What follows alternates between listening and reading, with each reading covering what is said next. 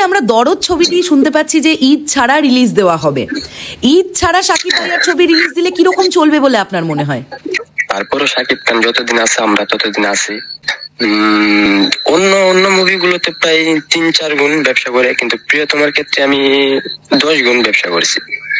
জি, আপনি জেনে অবাক হবেন যে আমি 15 দিনের জন্য মুভি নিয়েছিলাম প্রথম বুকিং এ। তারপর ওই মুভি, ওই যে রেসপন্স দর্শক মেয়েদের, এই রেসপন্স অনুযায়ী মানে কোনোভাবেই এই মুভি নামাতে পারতেছি না। খালি মহিলা দর্শক বাড়তি আছে, হিন্দু মুসলিম যাই হয় সব ধরনের দর্শকই বাড়তেছে। এভাবে আমি একটানা 2 মাস চালাইছি। তাহলে প্রিয়তমাতে যে সাকসেসটা দেখেছেন, কি মনে হচ্ছে রাজকুমারেও এই সেম সাকসেস কি দেখা যাবে? শাকিব ভাইয়ের রাজকুমার সিনেমা নিয়ে সিঙ্গেল স্ক্রিন হল মালিকদের মধ্যে কারাকারি শুরু। তোমাদের অনেকেরই মনে হতে পারে দিদি বা আপু আপনি এটা নতুন কি বলছেন, আমরা তো গতকাল থেকে এটা জানতে পারছি। শরৎ মিউজিক ভেঞ্চার্স শাকিবিয়ানদের ভরসা করে, ভালোবাসে, সম্মান করে। তাই যেভাবে শাকিবিয়ানরা আমাদেরকে প্রথম দিন থেকে এই সহযোগিতাটা, এই ভালোবাসাটা দিয়ে এসেছো তোমরা, তাই আমাদের দায়িত্বের মধ্যে পড়ে, আমাদের কর্তব্যের মধ্যে পড়ে যেগুলো আমরা মুখে বলি সেগুলো প্রমাণ দেওয়ার। তাই গতকাল টেকেরহাট সোনালী সিনেমা হলের হল মালিক রাহুল দার সঙ্গে একটি অনলাইন সেশন করেছিলাম।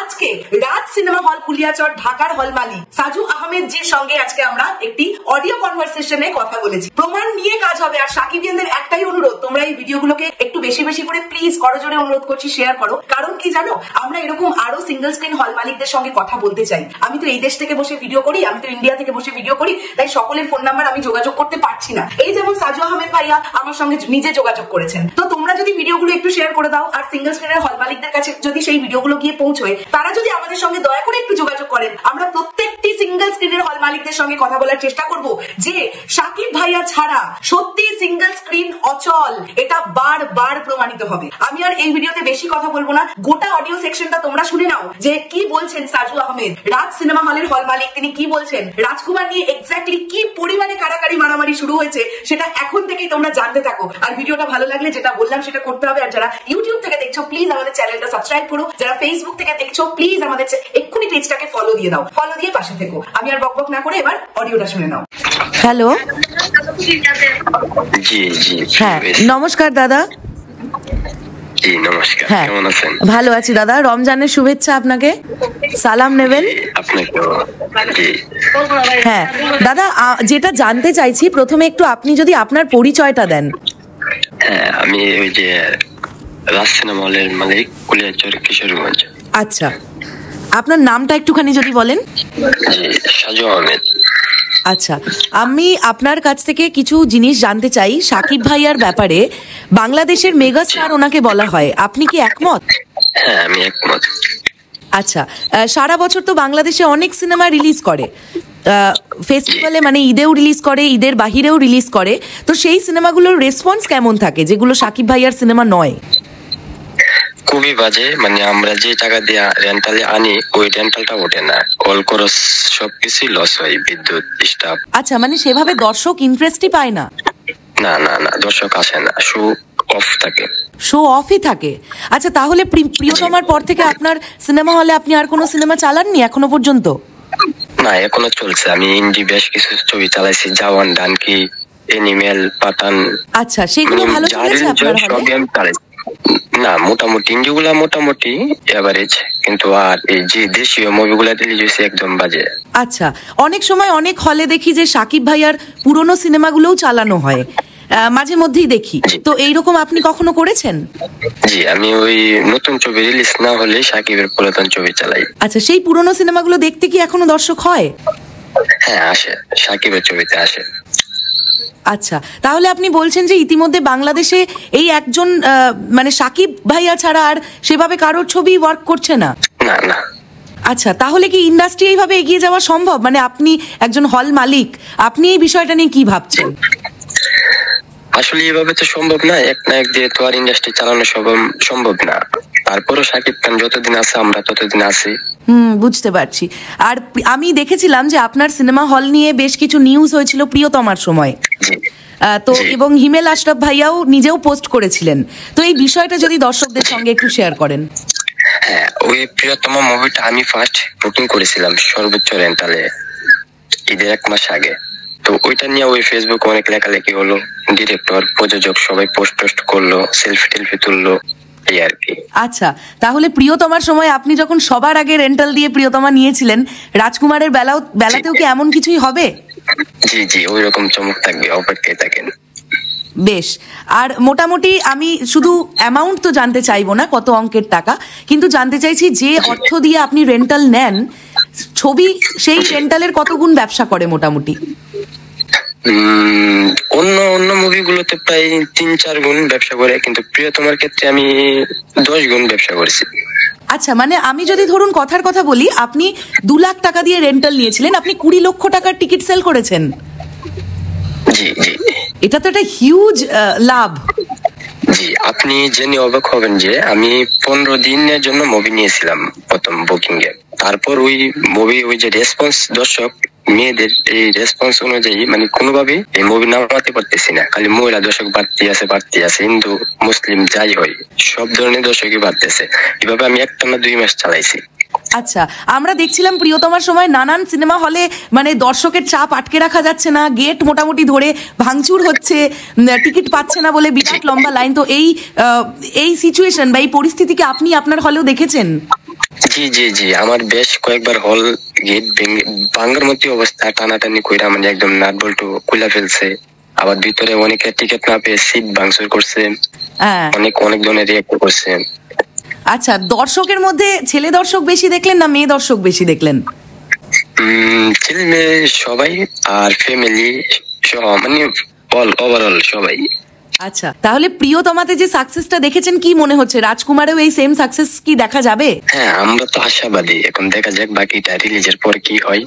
হ্যাঁ, প্রযোজক আরশাদ আদনান তো বলেছিলেন যে প্রিয়তমার সময়ে যেটা উনি বলছিলেন যে ওনার যে পার্সেন্টেজটা পাওয়ার কথা তার থেকে উনি কোথাও গিয়ে একটু কম পেয়েছেন। তো রাজকুমারের সময় এরকম একটা কথা উনি বলেছেন যে ভালো কন্ডিশনের হল না দেখলে উনি ছবি রেন্টালে দেবেন না। তো সেক্ষেত্রে আপনি কি ভাবছেন, আপনার হলের পরিস্থিতিটা কিরকম একটু দর্শক জানতে চায়। আমার হলের পরিবেশ 100 ঢাকা, মানে ঢাকার থেকেও অনেক হলের থেকে আমার হলের পরিবেশ ভালো। সিট, সাউন্ড সিস্টেম, প্রজেক্টর সব কিছু মিলিয়ে কিশোরগঞ্জ জেলার ভিতরে আমারটা 1 নম্বর। ওই কারণে তো আমি ওই সর্বোচ্চ রেন্টালের ছবিগুলো চালাতে পারি, দর্শকগুলো আসে হলে। বাহ, একদম মনোরম পরিবেশ, পারিবারিক। 120 টাকা আর 100 টাকা। আচ্ছা, বাহ, টিকিট প্রাইসও খুবই রিজনেবল, অন্তত সিনেপ্লেক্সের থেকে অনেকটাই কম। আচ্ছা, রাজকুমার তো সামনে আসছে, তারপরে তুফান, দরদ এই সিনেমাগুলোও আসবে। তো রাজকুমার যদি দেখেন যে প্রিয়তমার মতনই ভালো পারফর্ম করলো, তাহলে তুফান এবং দরদ নিয়েও নিশ্চয়ই আপনি সমানভাবেই আশাবাদী থাকবেন। জি জি জি। আচ্ছা, আমি শাকিবের ছবি মিস করি না কখনো। আমার এখানে 2টা সিনেমা হল, হ্যাঁ, এখানে যে আগে বেশি টাকা দিয়ে বুকিং করবে সেই পাবে। তো আমাদের এখানে 2টা হলের মধ্যে ঈদের মধ্যে খুবই পারাপারি হয় কে নিবে শাকিবের ছবিটা। একটা ছবি আসলে যেমন রাজকুমার নিয়ে পারাপারি হচ্ছে 2টা হলের মধ্যে যে কে নিবে।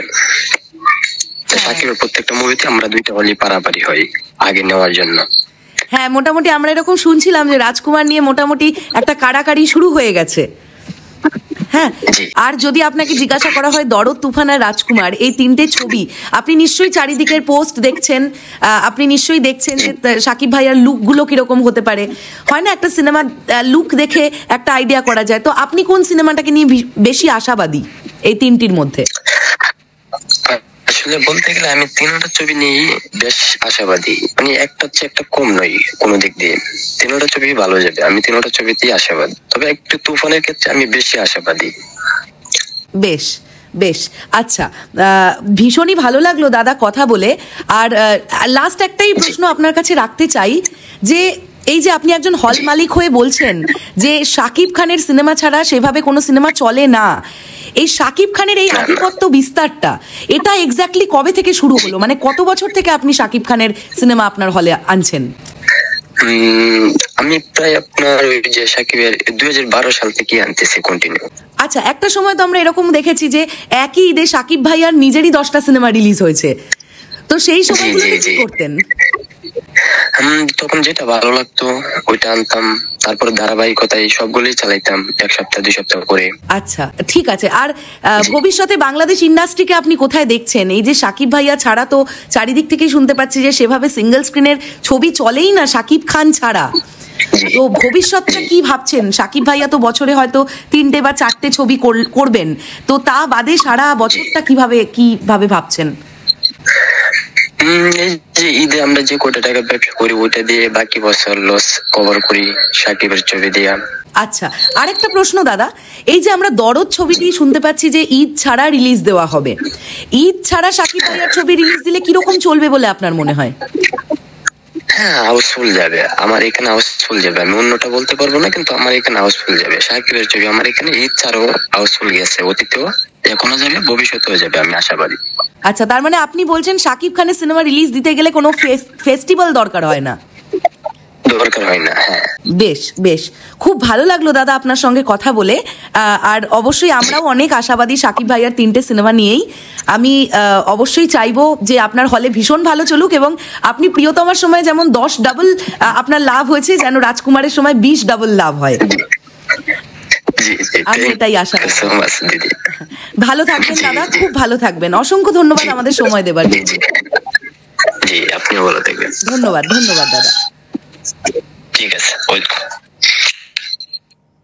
কি সাকিবিয়ানরা, কেমন লাগলো অডিওটা শোনার পরে? তোমাদের ফিডব্যাকটা কি সেটা কমেন্ট বক্সে জানাও। একটাই শুধু সেন্টেন্স, একটাই শুধু বাক্য তোমরা লিখবে, নাম্বার 1 সাকিব খান। আমি দেখবো সাকিবিয়ানরা কতজন এই এক্সাক্ট কমেন্টটা করো। সত্যি তিনি বাংলাদেশের নাম্বার 1, এবং তিনি নাম্বার 1 ছিলেন, তিনি নাম্বার 1 থাকবেন। প্রত্যেকটি সিঙ্গেল স্ক্রিনের হল মালিক তার জন্য অপেক্ষা করে, এই মানুষটির জন্য, দ্য মেগাস্টার সাকিব খানের জন্য অপেক্ষা করে কবে তার একটি সিনেমা আসবে আর সত্যি সিঙ্গেল স্ক্রিন গুলো ওপেন হবে। আমরা আশা রাখি যে সাকিব ভাইয়া প্রত্যেক বছর 3 থেকে 4টি করে প্রজেক্ট করবেন এবং এই হল মালিকদের মুখে হাসি ফুটবে, এই হলে যারা কাজ করেন সেই মানুষগুলোর মুখে হাসি ফুটবে। শেষ করলাম ভিডিওটা, দেখা হচ্ছে আবার খুব শিগগিরই নতুন কোনো ভিডিও নিয়ে। তাহলে এখনের জন্য সকলকে বললাম টাটা।